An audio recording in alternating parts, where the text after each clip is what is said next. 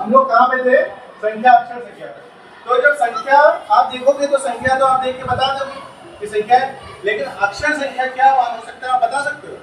अगर ये x लिखा है, x कुछ भी हो सकता है, हो सकता है, y कुछ भी हो सकता है, z कुछ भी हो सकता है, a कुछ भी हो सकता है, b कुछ भी हो सकता है, c कुछ भी हो सकता है। इनको जिन संख्याओं के जिन राशियों के मान हम नहीं बता सकते, है ना, उनका मान कुछ अलग अलग रहेगा और इनका मान फिक्स रहेगा। तो इनको एक और चीज कहते हैं, जैसे इनको कहते हैं चर और इनको कहते हैं अचर। और जितनी भी संख्या है, गिनतियां हैं, सब अचर है, लेकिन जो भी x y z a b c d सब चर है। इतना समझ ले? होता है क्या देखो, एक होता है चर, एक होता है अचर। चर का मतलब जिसका मान बदलता है, चर का मतलब जिसका मान बदलता है। गाय देखिए, बकरी देखिए, अगर तुम्हारी भाषा में इसमें क्या चर, गाय घास चर रही है, तुम गए, तुमने देखा एक खेत पे गाय घास चर रही है, तुम्हारा क्या गाय वही घास चरती रहेगी, उसकी जगह बदल जाएगी ना, तो चरते चरते वो अपनी जगह बदल लेगी। तो यहाँ दिमाग लगा लो, चर रही है यानी कि चर का मतलब जगह बदलना यानी उसका मान बदलना, या 4 से 4 और 4 से 6 बताया था, चेंज मतलब जो बदल जाए। तो यहाँ वाली जो संख्या होती है जैसे x, y, z, a, b, c, इनके मान बदलते रहते हैं, जो बदलता रहे। चर क्या होता है? जो बदलता रहे। और अचर होता है जो ना बदले, इसका एक मान निश्चित रहेगा। जैसे कोई नंबर बोल 99, अब 99 को हमेशा 99 तो बोलेंगे, 99 रहेगा, अब उसमें कुछ बदलाव तो नहीं कर सकते। 90 प्लस 9 बोलेंगे तब भी 99 रहेगा, है ना। लेकिन यहाँ पर हमारे पास जो है अलग अलग चीजें हमें मिलती जाएंगी। अब वो कैसे होगा उसको और समझते हैं। तो चर अचर समझ में आया? चर का मतलब जिसका मान, अचर का मतलब जिसका मान ना बदले। ठीक है, इतनी बात समझ में आ गई? सीधे बैठो भाई, पीछे बच्चे खड़े क्यों हो रहे? बैठ जाए, तुम ही से कह रहे हो। अब इसमें आगे क्या है? आगे हम लोग को ध्यान देना है, चर अचर हम लोगों ने देख लिया, फिर हम लोग को करना है व्यंजक पढ़ना है। व्यंजक पढ़नी, व्यंजक क्या होता है देखो, उसको समझने के लिए हम लोग एक सिंपल सी चीज बात करते हैं। जैसे कि लिखा है, देखो कितना लिखा है, क्या लिखा है? इसमें से अगर हम 3 घटाएं तो क्या लिखेंगे? 10 माइनस 3 हुआ, बोलो। या अगर हम 3 जोड़े तो क्या लिखोगे? 10 प्लस 3 बोलोगे? 10 प्लस 3 यही तो बोलोगे। अच्छा, 10 प्लस 3 कितना हो जाएगा? 13 आ जाएगा। पता है क्योंकि ये कौन सी संख्या है? 10, ये क्या है? 3, और दोनों के मान हमें पता है, तो ये आ गया। अब मान लो यहाँ पे 10 क्या पे बना तो x है, इसमें जोड़ो 3, क्या मान? x प्लस 3 आएगा, इसका मान बता सकते हो? x3। तो इसका आया 13, इसका मान x3 हो जाएगा।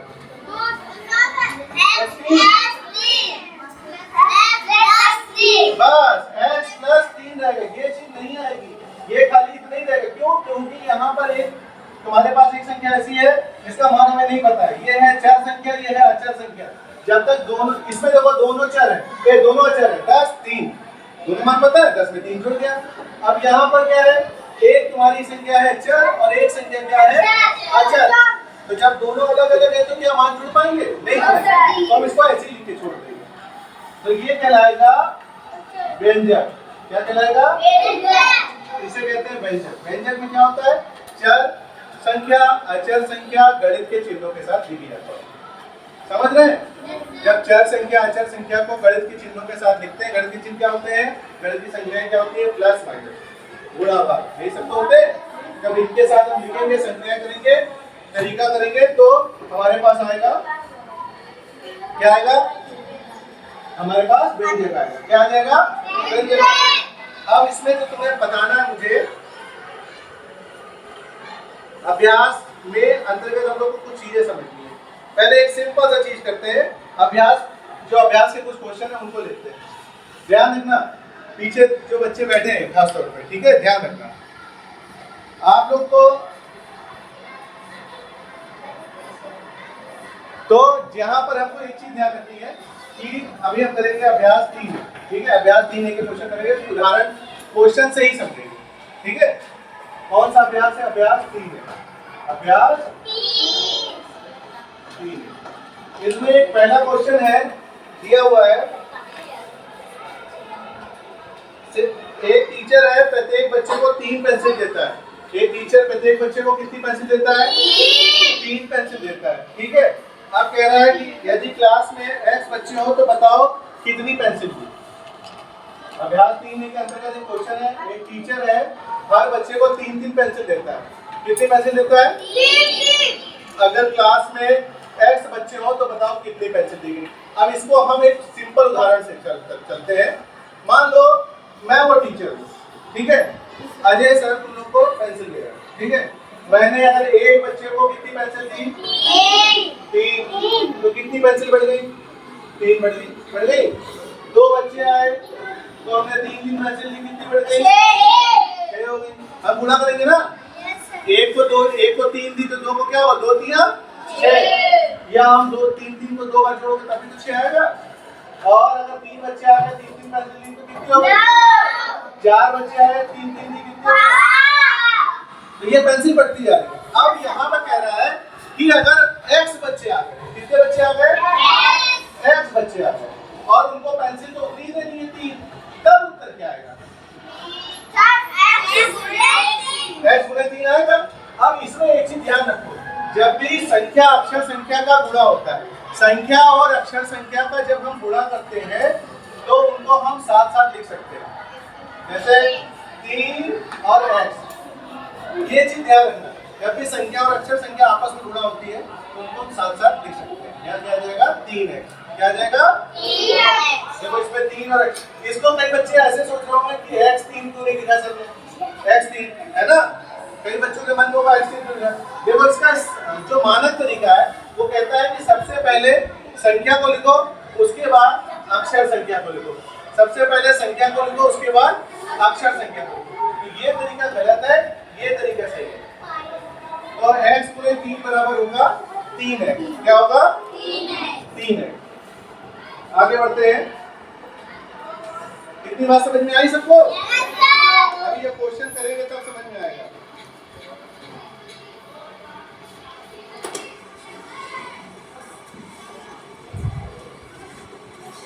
चलो एक क्वेश्चन पूछते हैं। देखो ये लिखा है, कितना लिखा है बताओ?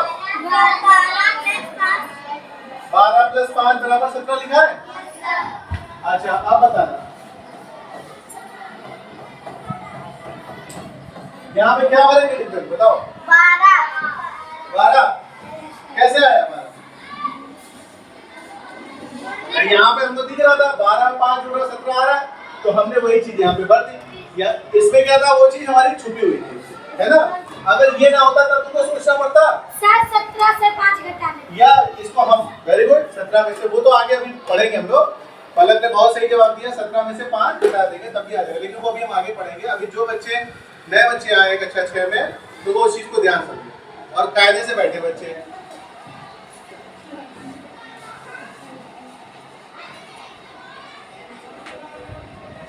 अच्छा एक क्वेश्चन पूछते हैं। मान लो राम था, राम के पास 10 रुपए थे। क्वेश्चन है, सुनो ध्यान से। एक लड़का है राम, राम के पास 10 रुपए थे। राम के पास कितने रुपए थे? राम के पास 10 रुपए थे। उसने कुछ रुपए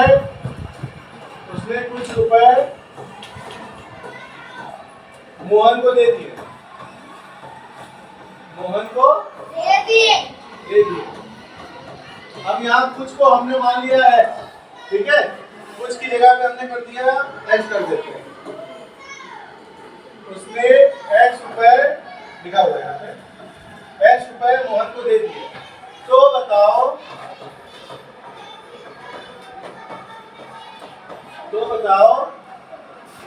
राम के पास कितने रुपए बचे? अभी ध्यान से सुनेंगे पहले। कितने रुपए बचे? देखो पहले इस क्वेश्चन को समझो। राम के पास 10 रुपए थे। राम के पास कितने रुपए थे? 10। उसने मान लो कि इसको अपनी आसानी के लिए संख्या ले लेते, उसने मोहन को 2 रुपए दे दिए। मोहन को कितने रुपए दे दिए? 2 रुपए दे दिए। तो राम के पास कितने रुपए बचे? 8। कैसे आया? 10 में से 2 घटा दिया। अब मान लो राम के पास फिर 10 रुपए थे, राम ने 4 रुपए दे दिए, तब कितने बचे? 6। जब उसने 2 दिए थे तो 10 में से 2 घटाया, जब उसने 4 दिए तो 10 में से 4 घटाया, 6 है, 10 में 2 घटाया, 8 है। मान लो राम के पास 10 रुपए थे और राम ने इस बार 5 रुपए दे दिए, तो 10 में से कितना घटाएंगे? 5। अब इसी क्वेश्चन को ऐसे समझो, जो तुम्हारा क्वेश्चन कह रहा है, राम के पास 10 रुपए थे, उसने x रुपए मोहन को दिए, तो क्या घटाओगे? 5 घटा दीजिएगा। अब x रुपए रख दिए ना, x रुपए। राम के पास कितने रुपए थे? 10। उसमें से वो कितने रुपए दे रहा है? x रुपए। तो हम क्या लिखेंगे? अभी तक हम क्या लिख रहे थे? जब 2 रुपए दे रहा था तो 10 माइनस 2, जब 4 रुपए दे रहा था तो 10 माइनस 4, तो 6 रुपए, 5 रुपए दे रहा था तो 10 माइनस 5। इसी प्रकार से जब x रुपए देगा तो क्या लिखोगे? 10 minus very good, 10 minus x। ये वो रुपए होंगे जो राम के पास बचेंगे। बस ये वो जो रुपए होंगे जो राम के पास बचेंगे। 10 माइनस x ही इसका सही उत्तर होगा। ठीक है, समझ रहे हैं इस चीज को? तो हम लोग को जो यहाँ पर बीजगणित के अंतर्गत हमको पहले संख्याओं को व्यंजक के रूप में निकाल, जो हमारा कथन होगा उसको हमें हल करना होगा। कहीं वो जोड़ने को कहेगा, कहीं वो घटाने को कहेगा, कहीं गुणा करने को कहेगा। समझते हैं? देखो एक कुछ और उदाहरण से समझते हैं। ठीक है, मान लो अच्छा 5 में 4 जोड़ो, अगर लिखना है तो कैसे लिखोगे? 5 में 4 कैसे लिखोगे? 5 प्लस 4। अच्छा ठीक, अगर मैं कहूँ 5 में 2 जोड़ो तो कैसे लिखोगे? 5 प्लस 2 लिखोगे। अगर मैं कहूँ कि 5 में a जोड़ो तो क्या लिखोगे? 5 प्लस 1। अच्छा x में 5 जोड़ो कैसे लिखोगे? x plus 5। और x में y जोड़ो तो कैसे लिखोगे? तो देखो यहाँ पे हो क्या रहा है, हम लोग जोड़ने का संक्रिया इस्तेमाल कर रहे हैं, जोड़ को काम कर रहे हैं, जोड़ पर, और देख रहे हैं तो संख्याएं जैसे लिखी जा रही है वैसे अक्षर संख्या भी उसी प्रकार से जुड़ रही है। जैसे संख्याएं जुड़ती है वो भी जुड़ती है, बस उनके मान जब तक हमें पता नहीं होते तब तक हम उत्तर नहीं बता सकते। ठीक है, उत्तर बताने के लिए हमें उनका मान पता होना चाहिए। समझ रहे? इसी प्रकार से देखो घटाने का करते हैं। ये किसका हो गया? जोड़ का। अब किसका करेंगे? घटाने का। देखो 9 में से 3 घटाओ, क्या लिखोगे? 6। उत्तर तो 6 आएगा, लेकिन लिखेंगे कैसे? 9 माइनस 3। 9 में से 3 घटाया तो 9 माइनस 3। अच्छा 9 में से 5 घटाओ, 9 में से x घटाओ, y में से 9 घटाओ,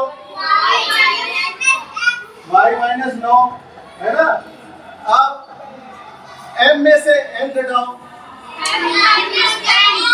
m माइनस हो गया ना। देखो सब वही चीज, जो चीज बोली जाएगी हमें वही करना है। और ये सब क्या प्राप्त हो रहे हैं? व्यंजक। ये सब क्या है? व्यंजक प्राप्त हो रहे हैं, अलग अलग व्यंजक हमें प्राप्त होता जा रहा है। ठीक है, इसी प्रकार से गुणे का करेंगे। 2 में 5 का गुणा करो तो क्या लिखोगे? 2 गुणे 5। 2 में 6 का गुणा करो, 6। 2 में x का गुणा करो, x में y का गुणा करो। देखो गुणा भी हो रहा है। बस इसमें एक चीज ध्यान रखनी होती है, जब हम गुणा करते हैं इसमें तो कुछ नहीं आता उत्तर, इसको दे नहीं सकते, लेकिन गुणे के क्रम में, गुणे के काम में जब हम लोग करते हैं तो हम लोग इसका मान निकाल सकते हैं। ठीक है, अभी पीछे बैठे रहे अभी इसका मान निकाल सकते हैं। हम क्या करेंगे? 2 गुणे x क्या होगा? 2x, और x गुणे y क्या होगा? xy। यहाँ पर एक चीज ध्यान रखनी है, अगर संख्या साथ में है तो संख्या सबसे पहले लिखी जाएगी, उसके बाद अक्षर संख्या लिखी जाएगी। संख्या पहले, अक्षर संख्या बाद में। चाहे उसका वो पहले हो चाहे बाद में हो, हमें उससे मतलब नहीं, गुणा में वो कहीं पे भी आ रहा हो, लेकिन हमको जब हम लिखेंगे तो हम सबसे पहले संख्या लिखेंगे, उसके बाद अक्षर लिखेंगे। इतना समझ में आ रहा है? आगे बस एक आखिरी चीज अब आता है भाग। 9 को 3 से भाग करो, क्या लिखोगे? 9 भाग 3, ये तो लिखेंगे 9 भाग 3। 9 को 5 से भाग करो, क्या लिखोगे? 9 को x से भाग करो, 9 भाग x को y से भाग करो, x भाग y। यहाँ पर वो भाग के रूप में है तो ये हल भी हो सकता है, आ जाएगा x बटे y। क्या हो जाएगा?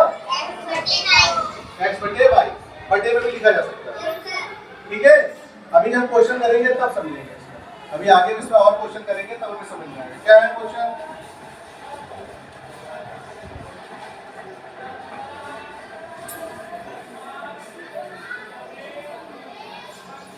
एक एग्जाम्पल लेते हैं, ठीक है? पढ़े यहाँ पे एक संख्या है, उसका नाम वो है x, ठीक है? क्या है? और एक संख्या है वो है 10। एक x है और एक 10 है, दो संख्या है, एक x है और एक है 10। तो बताओ इनका योगफल क्या होगा? योगफल मतलब, योग का मतलब क्या होता है? जोड़ना। योग का मतलब तो इसका जोड़ने पर क्या कैसे लिखेंगे, क्या होगा? तो बता सकते, जिसको आता हो हाँ उठाएगा। हेलो,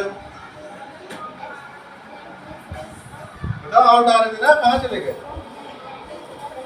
तो बताओ बेटा, खड़ी लो। क्या आएगा? वेरी गुड, क्या आएगा? x plus 10। देखो पहली संख्या x है, इसमें 10 जोड़ा तो x प्लस 10। दो संख्याओं का अगर एक संख्या x दी है, दूसरी 10 दी, दोनों को जोड़ के लिखना होगा तो हम क्या लिखेंगे? x plus 10। x प्लस 10 हमारा उत्तर होगा। ठीक है, अभी मैं कुछ क्वेश्चन दूंगा, वो आप घर से करके लाएंगे, फिर भी आगे बात करेंगे।